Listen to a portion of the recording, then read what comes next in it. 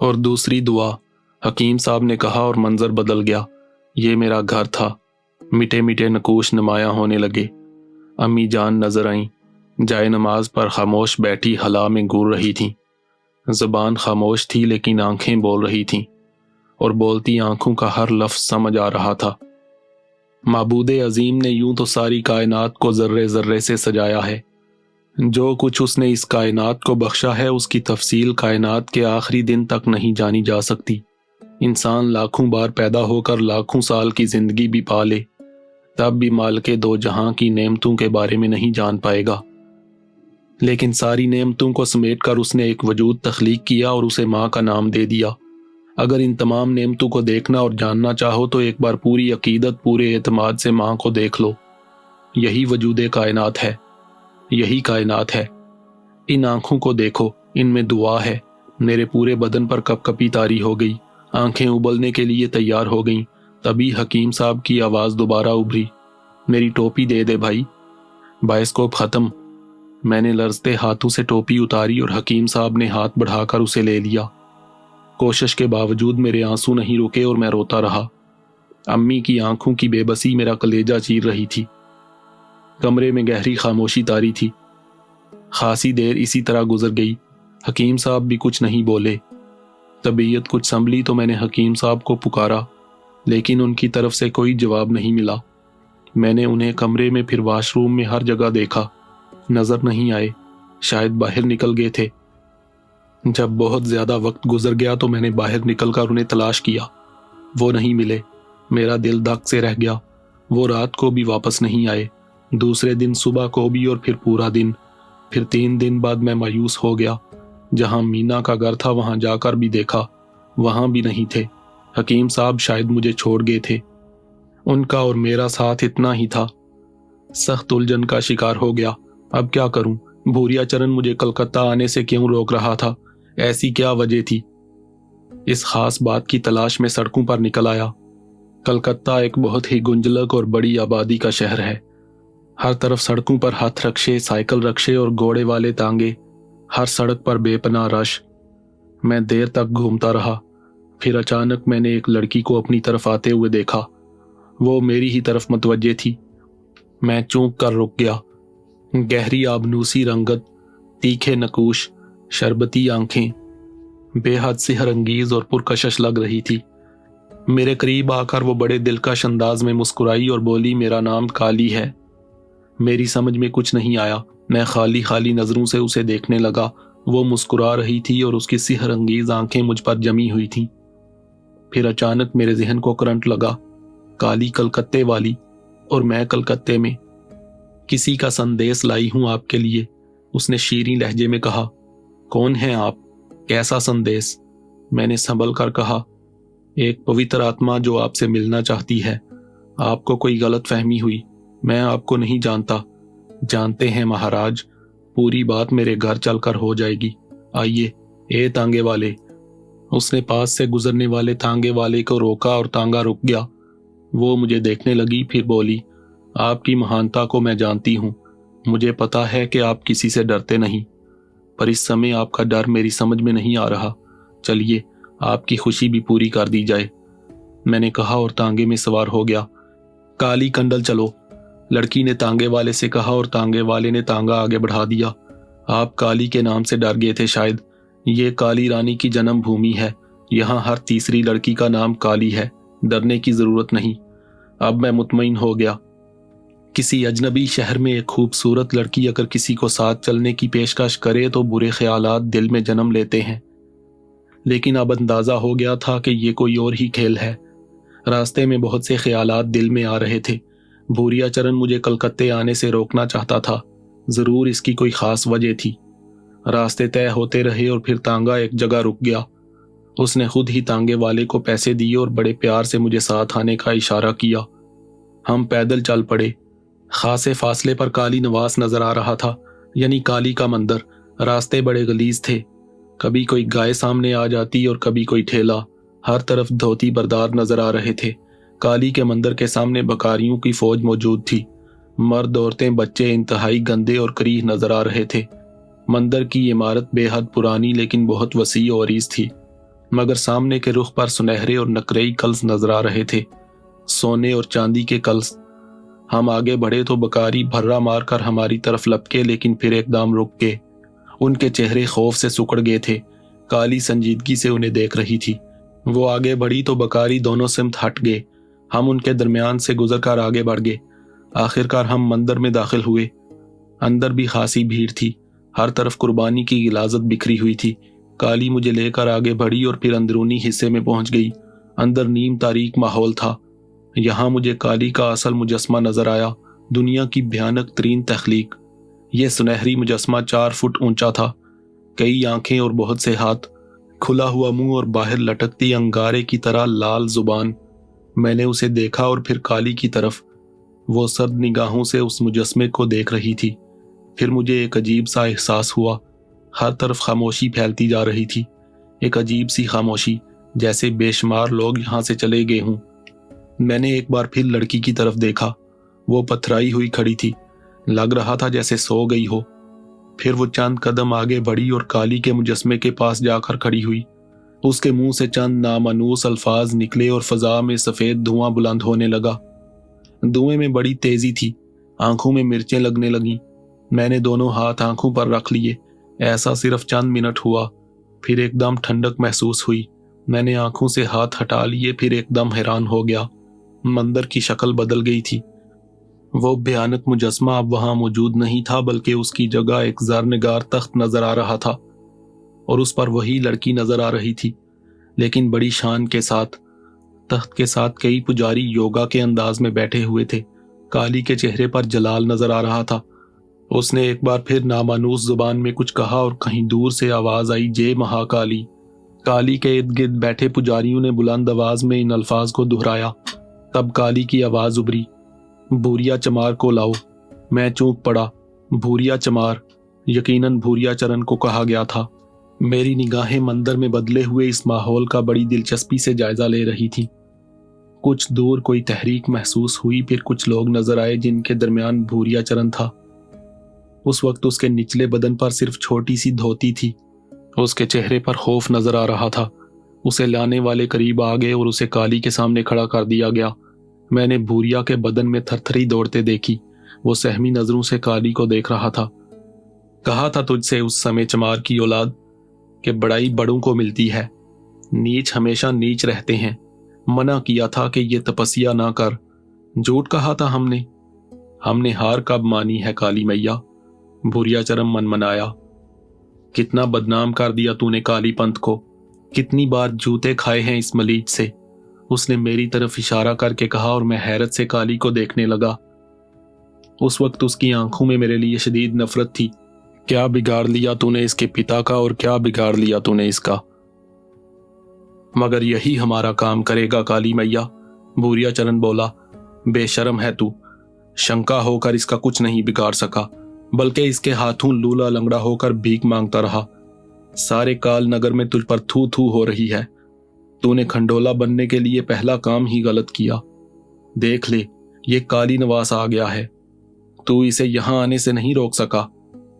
काली मां, मैं अपना काम अब तक नरमी से कर रहा था, पर अब काली ने जहर खान से कहा, अब इसका समय कहाँ रह गया। इन लोगों को देख, ये कौन है। उसने काली संघासन के गिर्द योगा के आसन में बैठे पुजारियों की तरफ इशारा करके पूछा। फिर वो उनके नाम और उनकी सिफात दोहराने लगी। ये सब काली के दास और काले जादू के माहिर थे। काली जब भी किसी का नाम और उसके मुल्क का नाम लेती, तब मैं गौर से उसकी शक्ल देखता।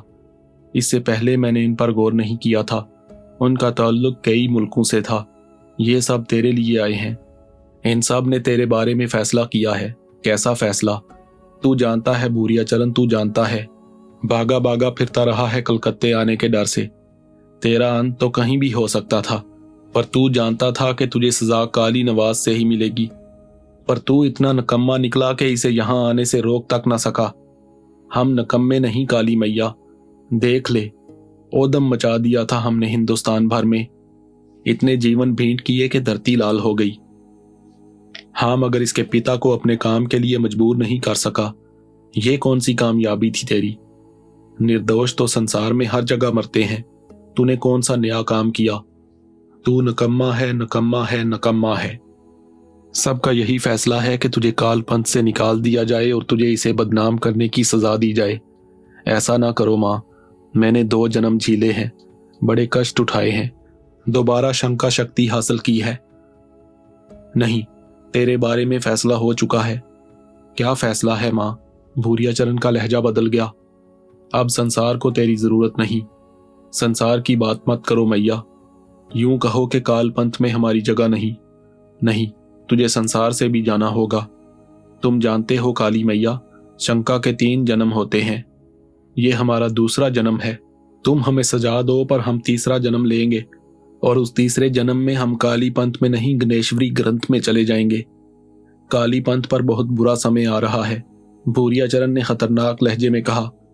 कुछ लम्हे खामोशी रही, फिर काली की आवाज उभरी। तुमने देखा शक्ति मानो, इसने क्या कहा? ये ठीक कहता है। ये तीसरा जन्म जरूर लेगा, और उस तीसरे जन्म में ये हमारे दुश्मन पंथ में होगा। दुश्मनी का ऐलान इसने काली नवास में खड़े होकर किया है। दुश्मन के साथ क्या सलूक करोगे तुम? योगा के आसन में बैठे तमाम पुजारी खड़े हो गए। उनकी आंखें खून की तरह सुर्ख हो गईं। वो खूनी नजरों से भूरियाचरण को देख रहे थे। भूरियाचरण ने मुझे देखते हुए कहा, हमारी बात मान लेता तो ये ना होता ना। तेरा सारा संसार काला कर देंगे गणेश्वरी मैया की सौगंध। अमृत जल पिलाओ इस गणेश्वरी के लाल को, काली ने तंजिया लहजे में कहा। एक तरफ से 2 पुजारी नमूदार हुए। दोनों ने एक तश्त संभाल रखा था जिसमें चांदी का एक प्याला रखा हुआ था। उस प्याले से इस तरह तप छूट रही थी जैसे उसमें अंगारे दहक रहे हों। वो ये प्याला लेकर भूरियाचरण के पास आ गए। ये क्या है? भूरियाचरण ने खौफजदा लहजे में कहा। अमृत जल है, ये तुझे सीधा गणेश्वरी के चरणों में पहुंचा देगा। अरे दैया, रे दैया, ये तेजाब है। ना काली माता ना, ऐसा ना कर। जीवन भर तुम्हारी जाप की है। भूरियाचरण मचलने लगा, अपने आप को उन दोनों पुजारियों से छुड़ाने की कोशिश करने लगा जो अब उसे पकड़े हुए थे। एक बार वो उनके चुंगल से निकलकर भागा तो सारे पुजारी उसके पीछे दौड़ पड़े और उसे आन की आन में जा लिया। फिर वो उसे घसीटते हुए काली संघासन के सामने ले आए। भूरियाचरण चीख रहा था, ना कर काली मैया, ना कर, लेकिन पुजारियों ने उसे लिटा दिया। वो लातें और घोंसे चला रहा था, लेकिन बेशुमार पुजारियों ने उसे दबोच रखा था। उन्होंने जबरदस्ती उसका मुंह खोला और वो लिक्विड उसके हलक में उंडेल दिया। उसकी आंखें उबल पड़ी। कातल सयाल जो शायद तेजाब था उसके हलक में जा रहा था। कुछ लम्हों में वो साकत हो गया। उसके बदन से जगह जगह से धुआं उठ रहा था। उसके बाद पुजारियों ने उसे पैरों से कूटना शुरू कर दिया। उसकी हड्डियां चूर चूर हो गईं। गणेश्वरी के होने वाले पंथी को हमने पैदा होने से पहले खत्म कर दिया। काली की आवाज उभरी। मैंने भूरियाचरण का इंजाम देख लिया। उसे उसी ने मारा था जिसके बल पर वो दुनिया का सबसे ताकतवर शैतान बनना चाहता था। ये सब मेरे सामने हुआ था, लेकिन मेरे दिल में खौफ का शायबा भी नहीं था। तब काली ने नफरत भरी नजरों से मुझे देखा और बोली, तुझे ये सब दिखाने के लिए मैं यहाँ लाई थी। इसका अंत तेरे सामने होना था। यहाँ कोई दीन धर्म का काम मत करना। अभी तुझे यहाँ से बाहर निकाल दिया जाएगा। ये पवित्र स्थान है, यहाँ किसी मलीज के लिए कोई जगह नहीं।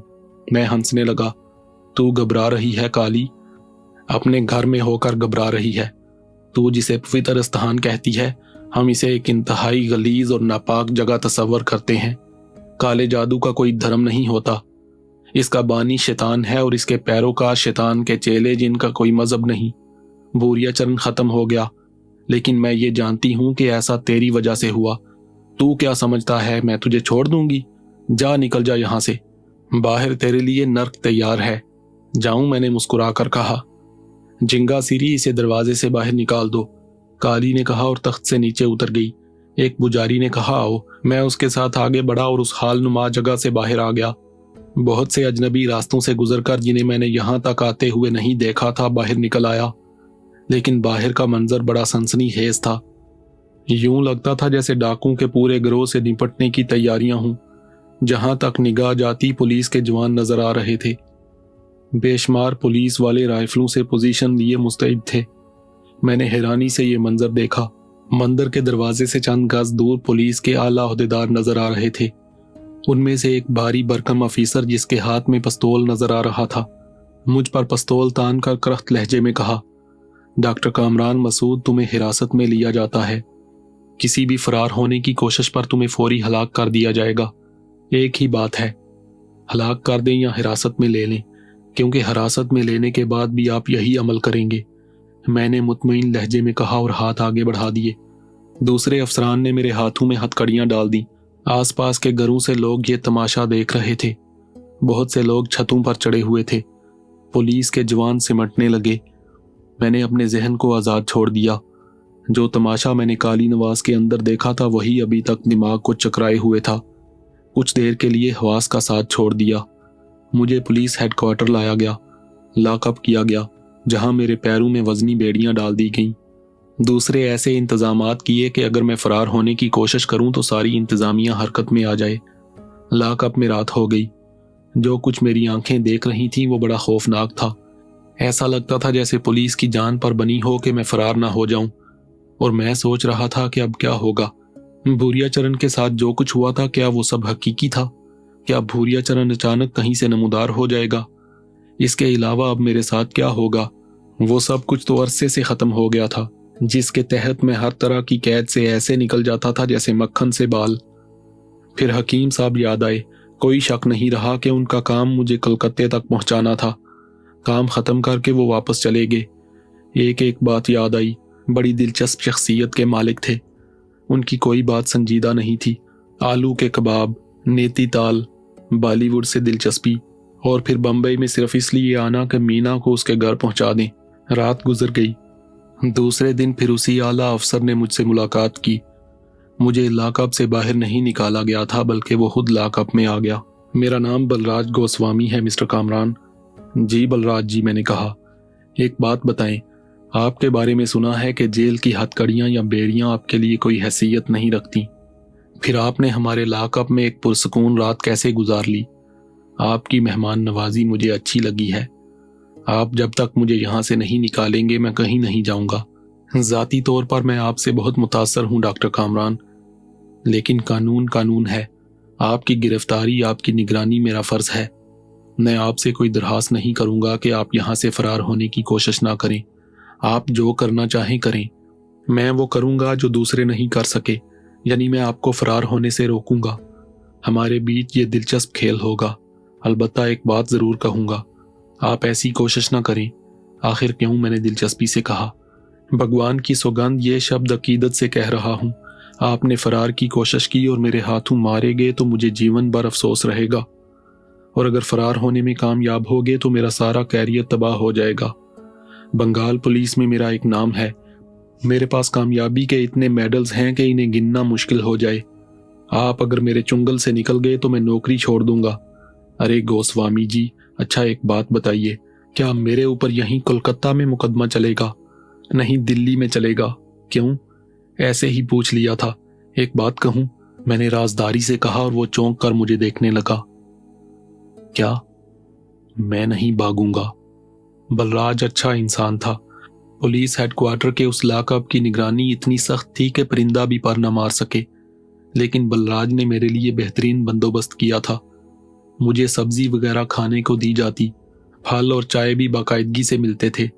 फिर मेरी ख्वाहिश पर मेरे लिए उर्दू अखबारात भी मुहैया किए गए, जो मेरे लिए सबसे बड़ा तोहफा थे। यहाँ बंगला और हिंदी अखबार मिलते थे। गोस्वामी ने ये अखबार दिल्ली से मंगवाए। अखबारात ने मेरे बारे में जो कुछ लिखा था वो बड़ा इंटरेस्टिंग था। हेडलाइंस बड़ी मज़ेदार थीं। पुरस्रार कुव्वतों का मालिक काली के देश में फंस गया। उसने बड़ा ओदम मचाया हुआ था, मगर काली माता ने उसके पैरों में जंजीर डाल दी। डॉक्टर नीमू का कातिल पकड़ा गया। अखबारात में मेरे खिलाफ न जाने क्या क्या लिखा था। मैं बेगुनाह था, बस अपने ईमान की बका की जंग लड़ रहा था।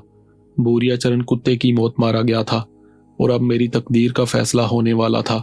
बलराज गोस्वामी ने लॉकअप में मुझे नमाज की आसानी फराहम की। जाए नमाज, लोटा और टोपी मिल गए। अखबार बाकायदगी से मिल जाते थे, जिनसे मुझे अपने बारे में पता चल जाता था। इंतजामिया मेरे लिए पूरा इंतजाम कर रही थी कि इस बार मौत के शिकंजे से ना निकल सकूं। आखिरकार मुझे पता चला कि आगरा पुलिस कमिश्नर सुरेश चंद्र मुझे लेने आ गया है। उसने ये केस अपने हाथ में लेने के लिए बड़ी भाग दौड़ की थी, और फिर सुरेश चंद्र मेरे सामने आ गया। تمہیں موت کی سزا دلوا کر ترقی پانے کی کوئی خواہش میرے من میں نہیں ڈاکٹر کامران، بس اپنی ماسی کی آتما کو شانت کرنا چاہتا ہوں۔